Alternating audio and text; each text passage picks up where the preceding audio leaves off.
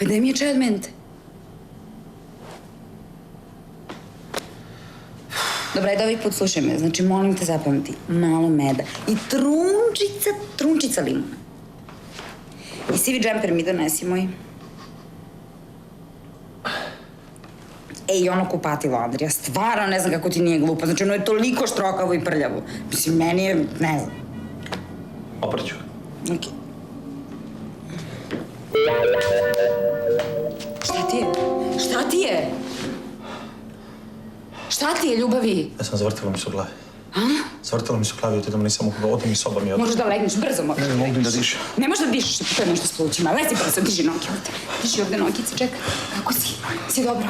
A? Vidi, jesam li vruć? Jo, pa ne znam šta ti kažem, ti je dobro jasno. A može, samo ga namesti lepo, malo. Tako, da malo ne izađe, to. Si dobro. Hladno mi je, užasno mi je hladno. Hladno ti je, čekaj, pa moraš da se zagrebaš, sad ne smiješ ti biti hladno. Jo, kako se to sad desi? Ne, ja moram da operem kupatilo, moram. Ne, insistiram, moraš da ležeš dole. Tu ti je medonja, sebi, ja ću čaj. Ti da ne znam koji ćeš, ljubavi, čaj, kaži mi. A ti možda hodaš, jel? Možda hodaš? Možeš da hodaš, a? A meni ubeđuješ ovde kao ne mogu da hodam i tako dalje. Skačeš ovde kao Usain Bolt.